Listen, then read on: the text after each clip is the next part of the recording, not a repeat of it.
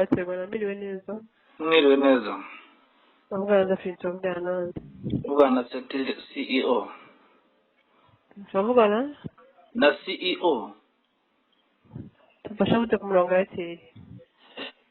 Kuki nari mfiteho amafaranga yanjye balance asanzwe. Naguze report ya 200. Post. Naguze boost ya 200. Kuri Airtel. Hasigaraho 300. None hasigayeho 300 balance.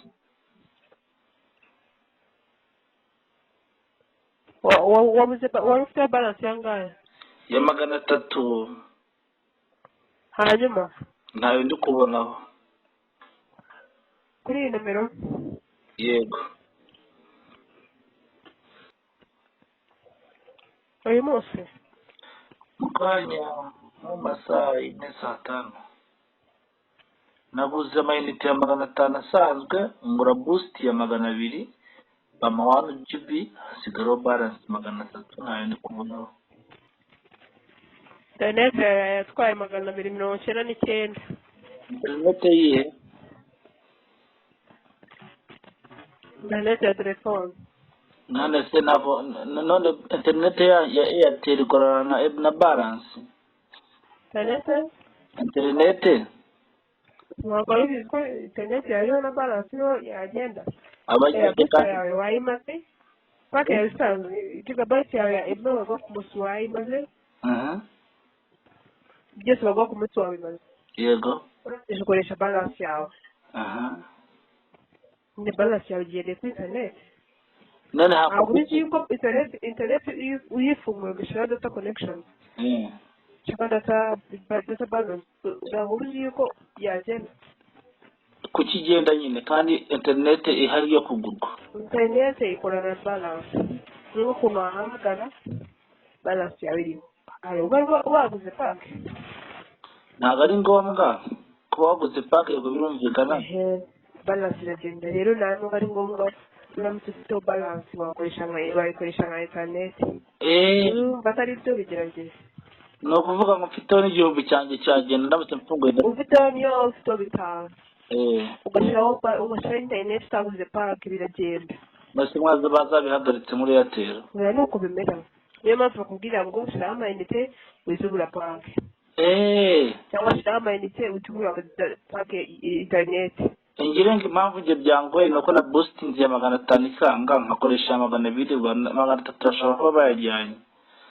Uvuga ngo uguze booster urayikoresha wabamaze no kumara inota yawe y'umunsi.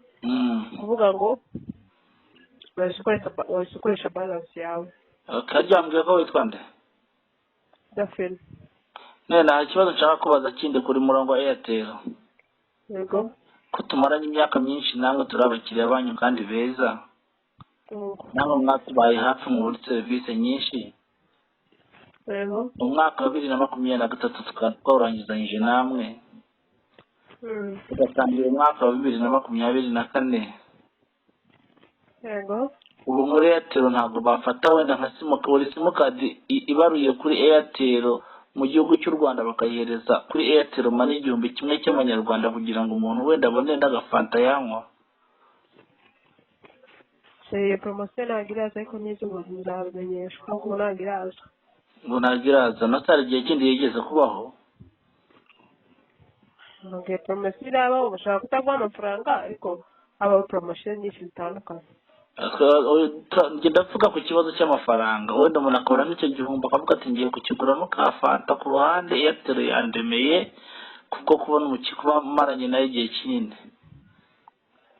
Promotion nagira kuko ni izaba zakumenyesha.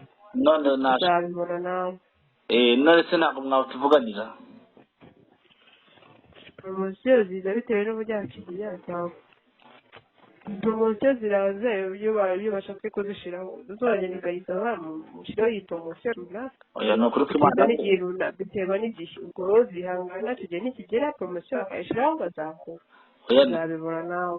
Niye navugaga urabona wenda umuntu ushaka kumuhereza interinete cyangwa se ukayimhereza nta smartphone mfite ntacyo ndi buyimaze, ariko burya nka Airtel nk'ukuntu amafaranga tuyatanga nk'abakiriya banyu, wenda mukatuvuganira mukavuga ati abanyarwanda wenda bafite Airtel Money cyangwa bakoresha Airtel Money, reka tubahereze 1000 kuri mobile money, yaguramo agasukari, yaguramo umunyu, yaguramo amavuta yo guteka, akavuga ati Airtel Money igihe amaze gikoresha nanjye Airtel nka company nini kandi ishoboye yaturemeye buri icyo kunywa cyangwa icyo muzabyigaho.